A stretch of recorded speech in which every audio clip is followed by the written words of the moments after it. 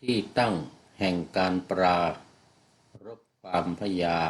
ยามหรือความเพียรปฏิบัติตามการปรารภ8ประการท่านภิกษุทั้งหลายภิกษุในพุทธศาสนกรณีนี้งานอันภิกษุจะต้องทำมีอยู่อย่างมากมายที่จะให้เธอมีความคิดว่าเราต้องทำการงานและเมื่อทำงานมันไม่เป็นการง่ายที่จะได้มนสิการถึงศาสตร์ของทุกท่านถ้ากระไรเราต้องปรารบความเพียรก่อนจริงเพื่อถึงสิ่งปรารถนาที่ยังไม่ถึงคราแห่งการบรรลุสัจธรรมเพื่อทำให้แจ้งใจในสิ่งที่ยังไม่บำเพ็ญให้แจ้งเลิศล้ำเป็นประการที่หนึ่งแลขอถวายความนอบน้อมแด่พระรัตนตรัยมีพระพุทธเจ้าเป็นต้นขอถวายความเคารพพระมหาเถระพระเถรานุเถระเจ้าคณะพระสังฆาธิการทั่วโลกมีพระเดชพระคุณพระธรรมเสนาบดีเจ้าคณะภาค7วัดพระธาตุวสุเทพเป็นต้นและขออำนวยพรแด่ท่านผู้ฟังท่านผู้ชมสาธุชนพุทธบริษัททั้งหลายวันนี้รายการธรรมะหลังธรรมวัดเย็นของวัดพระธาตุวสุเทพออกอากาศทางสถานีวิทยุพระพุทธศาสนาแห่งชาติและจริยธรรมวัดพระธาตุวสุเทพมีพ่อครูวันลบนามวงพรหมเป็นผู้อำนวยการอาจารย์พระมหาประสิทธิ์ภาษาธิโกเป็นหัวหน้าสถานีและอาตมภาพพระครูปริยัติยานุศาสตร์เป็นผู้บรรยายเป็นประจำทุกวันเวลา 18:40 นาทีถึง 19:10 นาทีวันนี้ก็บันทึกเสียงล่วงหน้ามาประมาณ1 ชั่วโมงกว่าจากวัดโพธิศูนย์ปฏิบัติธรรมกรรมฐานวัดพระธาตุวสุเทพไอเกน่าเกาะบนเกาะไอเกน่าเมืองฐานลินประเทศเอสโตเนียเหมือนเดิมเพราะว่าวันนี้บรรยากาศดีเมื่อคืนฝนตกแต่วันนี้อากาศท้องฟ้าแจ่มใสแต่อุณหภูมิต่ำอุณหภูมิต่ำสูงสุดจะแค่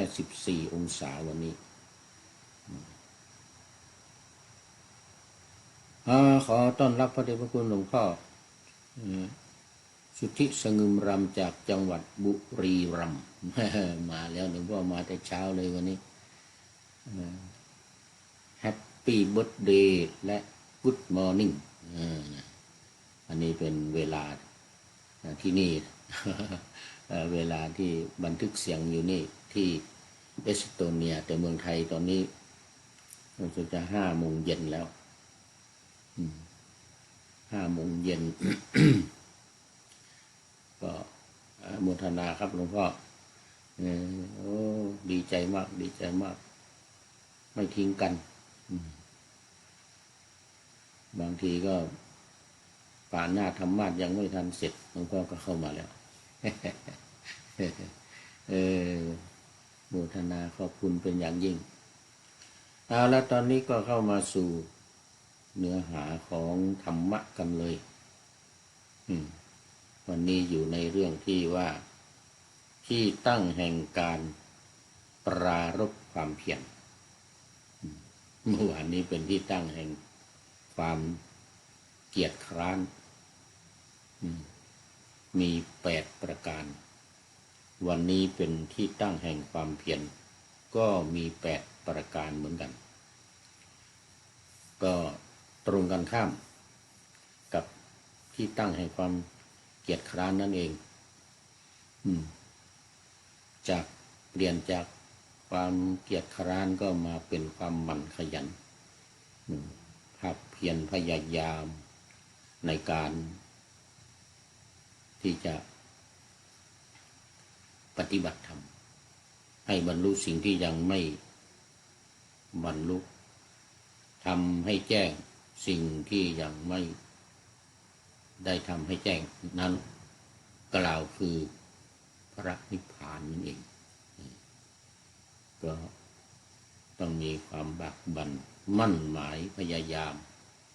ในการทำด้วยตนเองไม่ว่าจะเจอเหตุการณ์อะไรยังไงมีอุปสรรคหรือมีเหตุผลดียังไงก็ตามก็ไม่ละการปฏิบัติ ไม่ละความพยายามไม่ย่อท้อไม่ท้อถอยอย่างที่ปานาธรรมบาทไว้เมื่อกี้นี้ที่ตั้งแห่งการปรารภความพยายามหรือความเพียรปฏิบัติตามการปรารภ8 ประการท่านภิกษุทั้งหลายภิกษุในพุทธศาสนนี่ก็คือพุทธศาสตร์แต่ว่านี่เปลี่ยนที่สะกดมาหน่อยใส่ไม้กาลันมาสะกดที่สอเสือก็อ่านเป็นสารถ้าใส่นอหนูก็อ่านเป็นศาสตร์นี่อย่างฉายาของผู้พูดนี่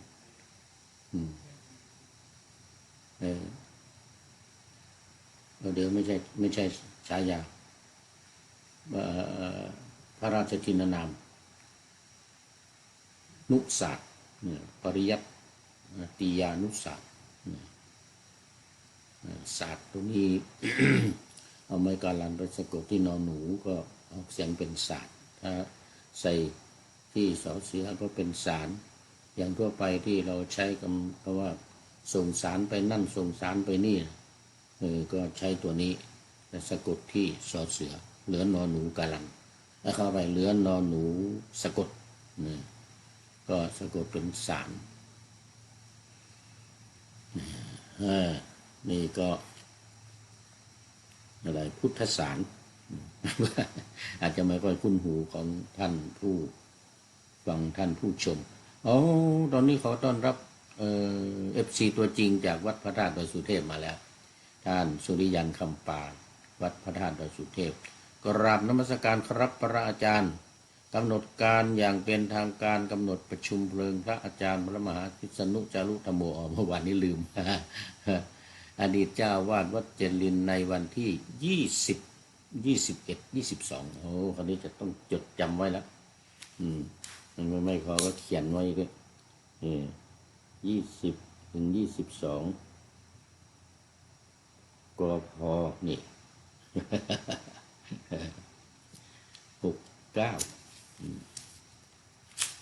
กพ69ประชุมเพลิงอย่างสนุกขอบคุณมากพิธีประชุมเพลิงณวัดดอยสัพพัญญูใช่อำเภอแม่วางจังหวัดเชียงใหม่ลองนึกหาชื่อท่านอาจารย์ประจักษ์อยู่ท่านอาจารย์มหาประจักษ์ว่าที่ดอยสัพพัญญูแม่วางซึ่งมารักษาการเจ้าอาวาสวัดเจ็ดลิงขอบคุณมากครับท่าน FC ตัวจริง เดี๋ยวนี่5 โมงแล้วเดี๋ยว5 โมงครึ่งนี่ก็จะทำวัดเย็นนะเอาละขอบคุณมาก เอามา เย็นวันนี้พูดถึงวิปัสสนาเราขณะที่เดี๋ยวหลวงพ่อก็จะนำทำสมถกรรมฐานตอนนี้เข้ามาอีกท่านก็คือธรรมชาติสัจธรรมสาธุสาธุโอ้โหนี่ติดตามตลอดทั้งตอนเช้าทั้งตอนเย็นเลยนะตอนเช้าจัดรายการเป็น1 รายการ ก็มีธรรมชาติสัจธรรมนี่แหละเข้ามาสนับสนุน มาสนับสนุนอุ่นงานเขาเรียกว่าอุ่นงานทางภาคเหนือเรียกว่ามาสนับสนุนอุ่นงานสันเล่า ทำให้มีชีวิตชีวาทำให้คลึกครื้นรายการของเราก็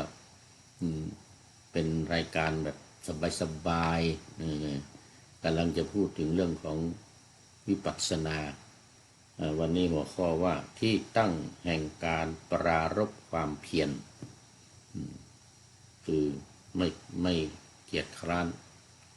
ในการปฏิบัติธรรมนั่นเอง นะมีอยู่อย่างมากมายที่จะให้เธอมีความคิดว่าเราต้องทำการงานและเมื่อทำงานมันไม่เป็นการง่ายที่จะได้มนสิการมนสิการนี่ก็ยังงงมนสิการแต่ในที่นี้มันบังคับให้ออกเสียง3 คำก็เลยเป็นมนสิการก็คือมนสิการทำไว้ในใจการทำไว้ในใจด้วยอุบายอันแยบคายด้วยอุบายอันแยบคายมนสิการมนสิการถึงศาสตร์ของพุทธท่านถ้ากระไรเราต้องปรารภความเพียรก่อนจริง เพื่อถึงสิ่งปรารถนาที่ยังไม่ถึงคราแห่งการบรรลุสัจธรรมคือต้องรีบเร่งทำขณะที่ยังไม่ถึงเวลาขณะที่ยังไม่สามารถที่จะบรรลุได้แต่ต้องไม่ท้อไม่ถอยต้องพยายามต่อไปแต่มีอยู่อย่างหนึ่งคือเขาเรียกว่าอย่าไปยึดมั่นจนเกินไปอย่าไปยึดถือนะต้องปล่อยวางทำไปปฏิบัติไปโดยหวังแต่ว่าไม่แบบไป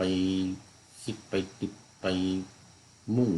ที่จะให้บรรลุอย่างนั้นไม่ใช่ตั้งความหวังไว้เขาเรียกว่าปณิธานตั้งปณิธานไว้แต่ค่อยๆทำไปพยายามทำไปไม่ลดละนี่เรียกว่าปรารภความเพียรพยายามในการที่จะให้ความต้องการของเรานี่ประสบความสำเร็จอันนี้ไม่เป็นไรแต่อย่าถึงกับว่าไปยึดติดจนเกินไปแน่นจนเกินไปคือทำไปแบบสมถะก็เรียกว่าแบบสมถกรรมฐานคือทำไปเรื่อยๆทำไปเรื่อยๆไม่ไปคิดอะไรมากโดยเฉพาะสมถกรรมฐานเนี่ยทำให้จิตสงบไปอย่างเดียวคิดอย่างเดียวว่ามันถึงเวลาแล้วมันบรรลุเองมันได้เองตามความหมายว่าเจโตวิมุตติถึงเวลาหลุดพ้นมันหลุดพ้นเองด้วยใจของเราเองเมื่อมันยังไม่หลุดพ้นก็พยายามต่อไปทำต่อไปไม่หยุดไม่หย่อนไม่หวาดไม่ไหวไม่ท้อไม่ถอยไม่ย่นระยะนี่ตัวนี้เป็นตัวที่สำคัญที่ภาษาบาลีนี่ใช้คำว่าปรารภความเพียรก็คือทำอยู่อย่างต่อเนื่องอย่างติดต่อถึงแม้รู้ว่ามันยังห่างไกลหรือมันจะบรรลุเมื่อไหร่ก็ไม่รู้เนี่ยก็ต้องทำไป ทำไปแต่ไม่ไปเอาจริงเอาจังจนมันกังวลมันจะเกิดความกังวลเหมือนท่านพระอานนท์จะต้องให้คิดอยู่อย่างเดียวต้องให้บรรลุให้ได้คือนี่พรุ่งนี้เขานิมนต์ไว้แล้วให้ไปพูดในการทำสังฆายนาครั้งที่หนึ่งและถ้าไม่เป็นอรหันต์นี่เขาไม่เอาคิดดูอย่างเงี้ยเพราะนั้นต้องมุ่งมั่นทำให้มันบรรลุอย่างนี้นะ ไม่ได้ แต่พอปล่อยวางปุ๊บได้มันเป็นอย่างนั้นน่ะหมดอะไรตายอยากแล้วไม่เอาแล้วเว้ยพอละใกล้จะสว่างแล้วนี่ทำมาทั้งคืนพระอานนท์นี่นะมันใกล้จะสว่างแล้วปล่อยทีนี้จิตก็ว่างสบายไม่เอาแล้วไม่สนใจแล้วมันไม่ได้ก็ไม่ต้องได้ไม่ต้องไปไม่ต้องสังขารนายะแหนอะไรหลับดีกว่าเนี่ยโน้มตัวลงเอ็นหลังลงไปนอนยังไม่ถึงพื้นบรรลุเป็นพระอรหันต์นี่หนึ่งมันถึงเวลามันสองต้องปล่อยวางอย่าไปยึดถือจนเกินไปมุ่งมั่นจนเกินไปหวังจนเกินไปจะต้องให้ได้บัดนี้ได้เดี๋ยวนี้อย่างเงี้ยได้คืนนี้อย่างเงี้ยเหมือนดันพระอานนท์เนี่ยจะต้องให้มันได้คืนนี้ไม่ได้แล้วมันพรุ่งนี้นะมันสุดท้ายแล้วคืนนี้สุดท้ายแล้วมันพรุ่งนี้เขาจะสังฆายนาแล้วเขานิมนต์ไว้แล้วแต่ว่าต้องเป็นอรหันต์ถ้าไม่เป็นอรหันต์เขาไม่ให้เข้าที่ประชุมมันก็เครียดทั้งคืนเนี่ยทำจริงทำจังไม่หลับไม่นอนใกล้จะสว่างแล้วพอบรรลุเสร็จแล้วก็หลับซะก่อน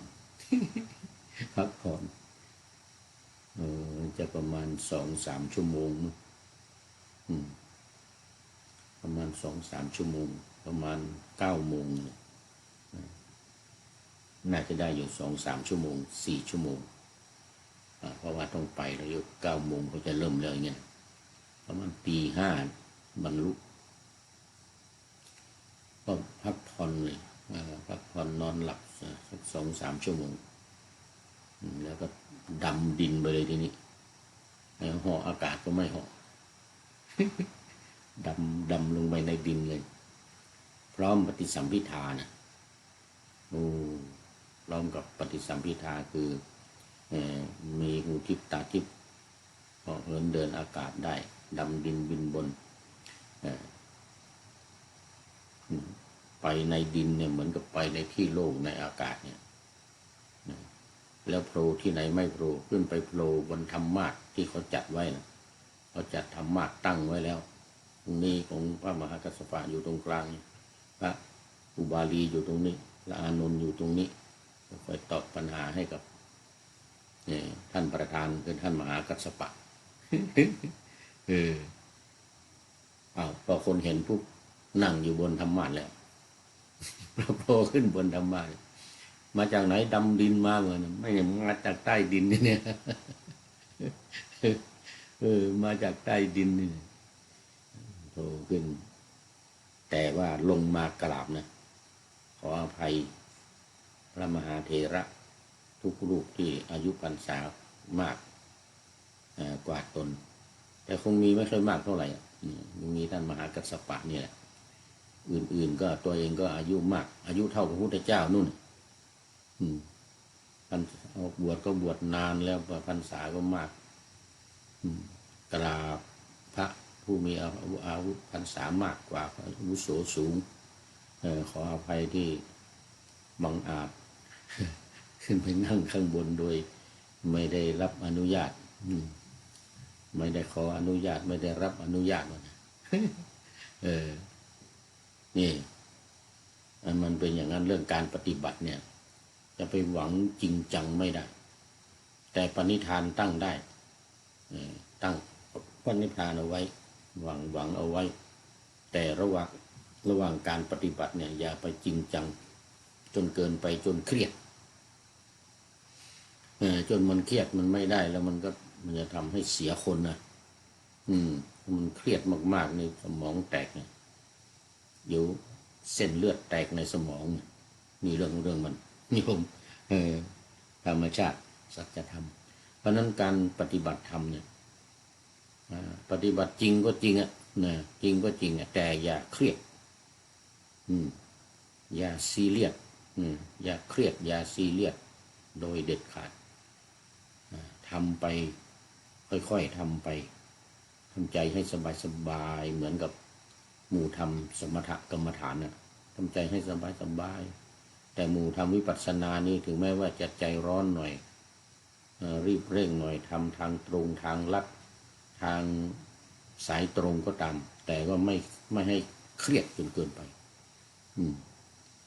สมมุติว่าเดินเนี่ยก็เดินไปสบายๆไม่ต้องวิ่ง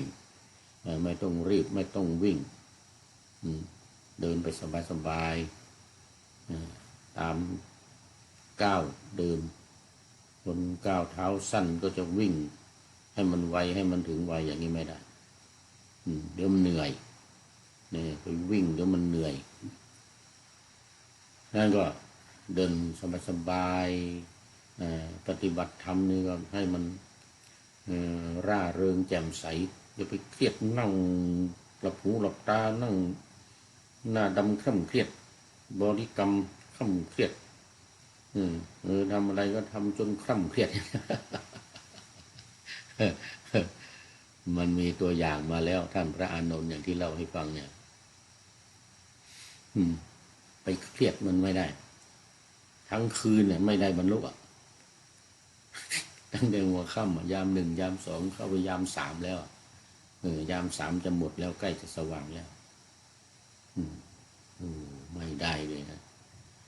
ไม่ได้เพราะฉะนั้นก็ในเรื่องของการปฏิบัติเนี่ยทั้งสมถะทั้งวิปัสสนานะวิปัสสนานี่ถึงแม้ว่าจะรีบเร่งหน่อยทางด่วนหน่อยทางมุ่งหมายนะด่วนหน่อยก็ไม่ใช่ว่าไปเอาจริงเอาจังจนเครียดจนเส้นเลือดในสมองแตกใจเย็นๆใจเย็นๆถึงแม้ว่าจะเป็นสายตรงก็ตามแต่ความหมายของสายตรงในที่นี้ไม่ได้หมายถึงเครียดนะไม่ได้หมายถึงรีบเร่งนะในการปฏิบัตินี่นะความหมายที่ว่าสายตรงนี่ก็คือว่าการปฏิบัติแบบเจาะลึกแบบพิจารณาแบบเข้าฌานที่1พออย่าไปหวังฌานที่2 3 4 5 6 7 8เอาฌานที่1นี่แหละอยู่ในฌานที่1อยู่ไปในปฐมฌานเนี่ยคือวิตกกับวิจารไปประกอบอยู่ในวิตกกับวิจารถ้าปิติเกิดความสุขเกิดเอกคตารมณ์เกิดเนี่ยต้องอันเนี้ยต้องรีบออกต้องรีบเร่งต้องออกอย่าจะไปอยู่นานปิติเกิดขึ้นก็อย่าไปอยู่นานความสุขเกิดขึ้นอย่าไปอยู่นานเอกคตารมณ์ฌานที่4เกิดขึ้นก็อย่าอยู่นานต้องมีอุเบกขามีสติคอยกำกับรีบออกมันมีความสุขก็จริงเนี่ยมันนิ่งดิ่งมันมีความสุขก็จริงแต่ว่ามันไม่ใช่ที่สุดนะมันเป็นเพียงระหว่างทางมันไม่ใช่เป้าหมายเรื่องฌาน4ฌาน8นี่นะมันไม่ใช่เป้าหมายที่ถูกต้องyes I'm coming มันไม่ใช่เป้าหมายที่ถูกต้องที่ถูกต้องคือทำไปใจเย็นๆทำไปใจเย็นๆตามระบบระเบียบตามวิธีการฟังการคิดการพิจารณาฟังแล้วยังไม่เข้าใจก็นำมาพิจารณาคิดเองแล้วยังไม่ได้รู้ก็ไปนำมาพิจารณาอีก ใช้วิธีการพิจารณานี่แหละจะได้ประสบความสำเร็จวันนี้วิธีการที่หนึ่งเขาเรียกว่าความเพียรประการที่หนึ่งนี่มาเคาะประตูแล้วมาเคาะประตูเดี๋ยวก่อนให้มันเสร็จก่อนมีคนมาเคาะประตูแต่รายการเรายังไม่เสร็จภิกษุทั้งหลายภิกษุในกรณีนี้การงานอันภิกษุจะต้องทำมีอยู่เธอมีความคิดอย่างนี้ว่าเราจะต้องทำงานเมื่อเราทำการงานอยู่มันไม่เป็นการง่ายที่จะมนสิการถึงคำสั่งสอนของพระพุทธเจ้าทั้งหลายถ้ากระไรเราจะรีบปรารภความเพียรเสียก่อนเพื่อถึงสิ่งที่ยังไม่ถึงเพื่อบรรลุสิ่งที่ยังไม่บรรลุเพื่อทำให้แจ้งที่ยังไม่ทำให้แจ้งเธอจึงปรารภความเพียรเพื่อถึงสิ่งที่ยังไม่ถึง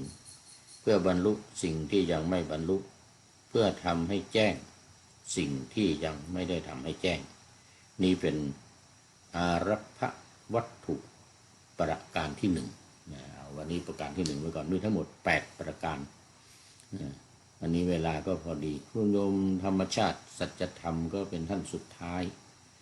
เข้ามาในรายการวันนี้เข้าสู่เส้นใจของรายการก็ขอบคุณและอนุโมทนาเป็นอย่างยิ่งท่านอื่นๆที่เข้ามาแล้วผ่านไปแล้วด้วยขออำลาพลากจากผู้ชมฟังที่เดินยืนนั่งนอนฟังทั้งหลายขอให้มีความสุขใจและกายสดชื่นสบายไปตลอดกาลนำเอาธรรมะไปปฏิบัติเพื่อให้กำจัดทุกข์ใหญ่ไพศาลพ้นเกิดตายในวัฏสงสารบรรลุนิพพานทุกท่านกันเทอญขอเจริญพร